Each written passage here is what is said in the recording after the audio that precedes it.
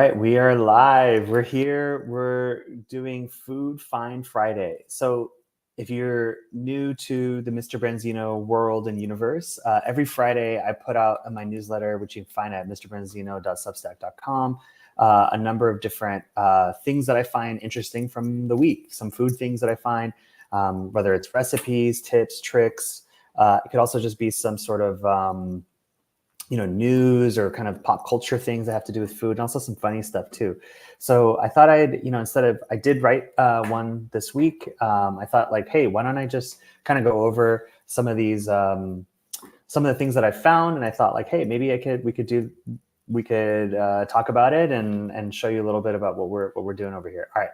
So what I'm going to try to do is I am going to try and share my screen. Let's see, how do I do that? Present, share screen.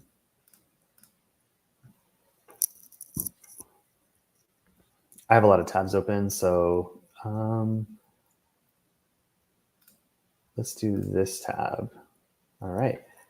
I got like the camera in front of me and I'm trying to find the screen. So we're doing this live. There's no editing. We're just trying to like make this as real as possible. Let's see. All right, you guys see this. All right, cool. So the first thing I wanted to go over today in my food that I thought was really great was this recipe from Mob Kitchen. It's these unreal grilled prawns with avocado salad.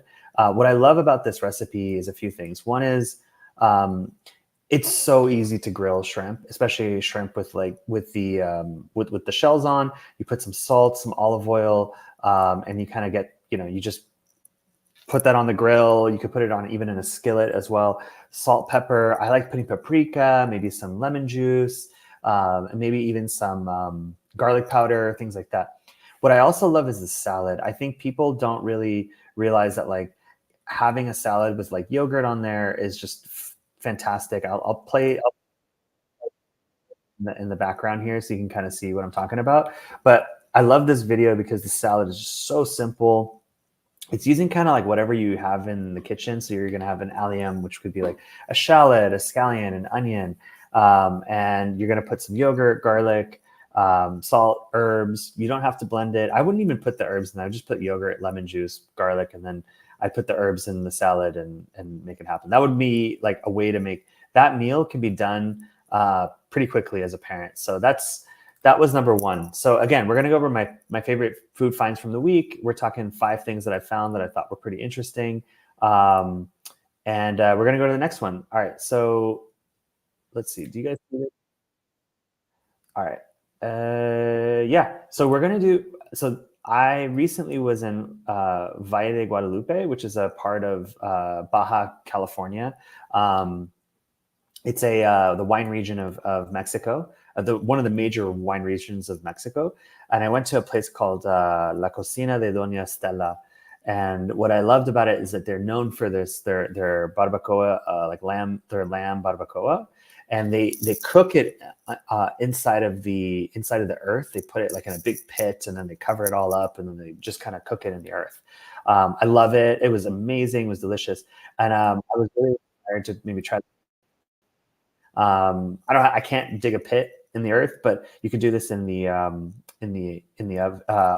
a pot. So what's pretty cool, if you don't know, if you're following Mr. Branzino on like Substack and whatever, you notice that like I kind of refer to like similar type of people on the regular. And so La Capital is definitely one of the chefs that I follow. I am fluent in Spanish, or pretty fluent, semi-fluent in Spanish.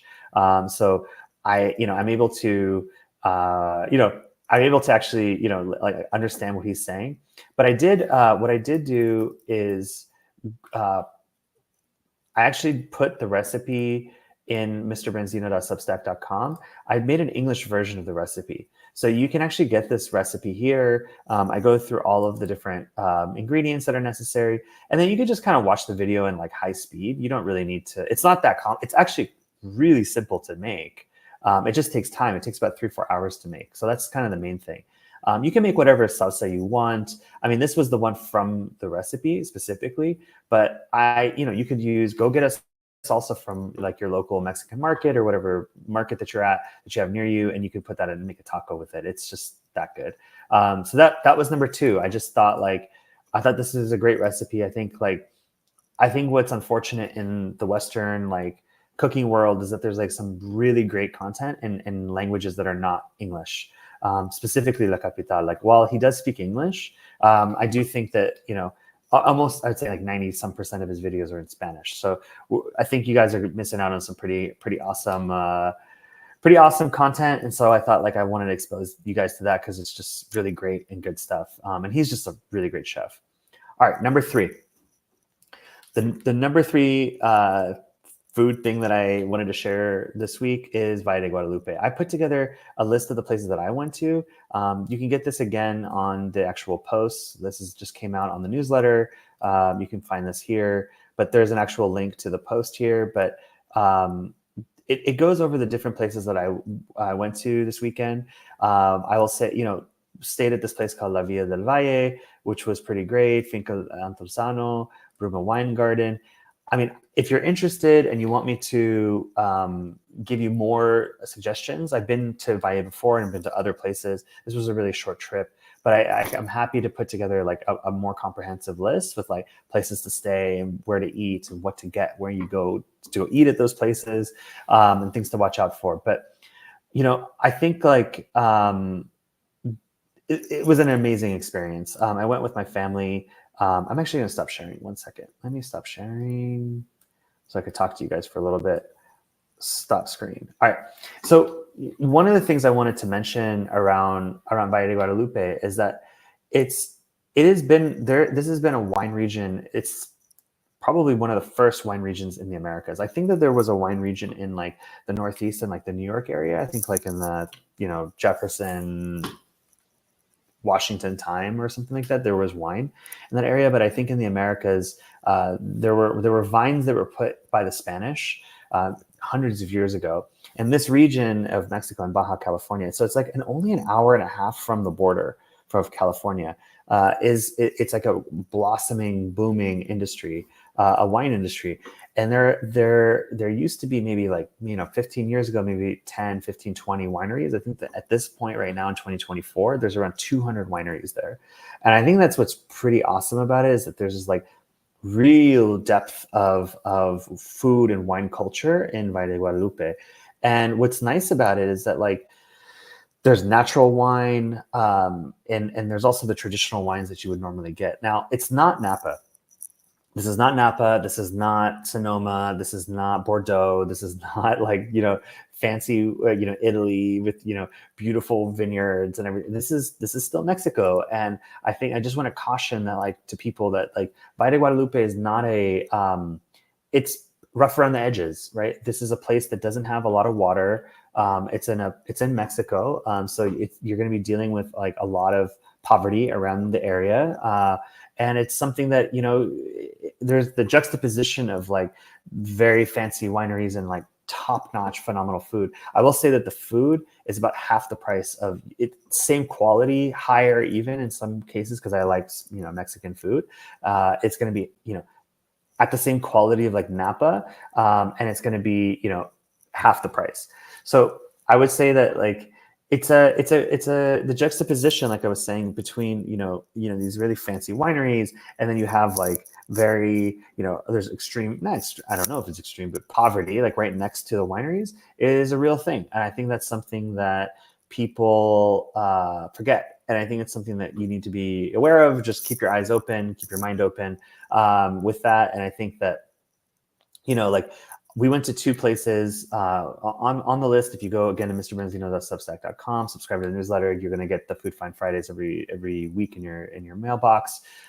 You're going to see that there's a place called Bruma Wine Garden, and there's another place called Finca Altozano. So I'll say what's fascinating about these places is that they're two different chefs, two different restaurants. Both of those chefs have Michelin star restaurants. This is on top of the restaurants that I went to, right? So this is the caliber of food that's being produced in Valle de Guadalupe. So it's just phenomenal. Everything beautiful. Highly recommend it. If you want more of the list, put wine, write the word wine in the comments, and I can send you some different stuff. All right, the next food interesting thing that I wanted to share was, all right, let me share my screen again. Kamala Harris cooks. Not to make this political or anything, but I thought this was wild. I had no clue that she cooked. I had no clue that she was like an actual foodie. And like, put your political, opinions aside, she knows how to cook, and she's a good cook. She's actually a legitimately good cook, and she has pretty good taste. Supposedly, friends have told me that like in DC, that she goes to like the kind of like the nice hip restaurants in DC. She has very good taste. She's not like Biden, who eats ice cream all the time because he's a million years old, or Trump, who just eats McDonald's all the time because he's just afraid of food. And it shows on his body. But there's like, it's pretty cool. Like, and I don't really, this isn't a political rant or endorsement. I'm not even going there.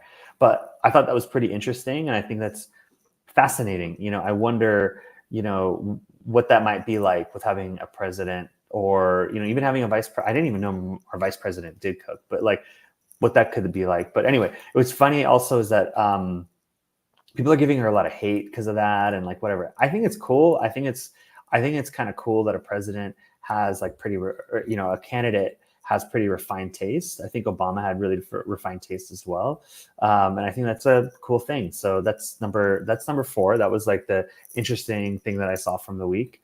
Now, that doesn't mean I'm going to endorse her or that I support her in any way. I just thought that was interesting. Anyway.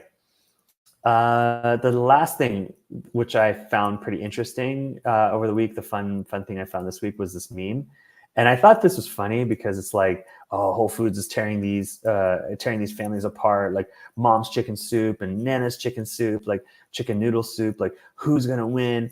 I mean, I was like, this is kind of bullshit. Like, where's the dad's chicken soup? But I thought it was funny because it's like, I thought it was just kind of funny. That's all. But like one day, I think there will be a Dad's chicken soup. I think we're going to help make that happen. I think that's going to be, all of you on the channel and whatnot. But I'm going to stop sharing real quick. But yeah, like I think that's what it is. I think it could be like a really fun thing to have Dad's chicken soup, and I think it will eventually happen. I think society is going to change in this way, and I think we're going to have more dads represented in the cooking sphere. I think a lot of men that are represented in the chef sphere, but I think in the home cook sphere, I think it's going to be it's changing outside of just YouTube. Obviously, there's a lot of YouTubers doing it, but I think like in the day to day, I think culture is changing, and I think we're going to make that change.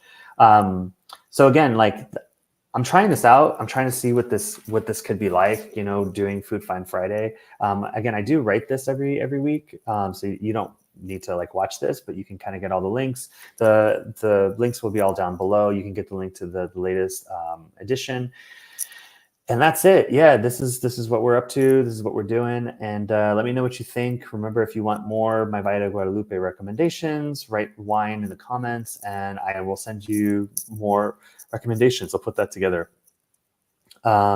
If that's not all, if that's it, like have a beautiful day and enjoy your weekend. All right, bye.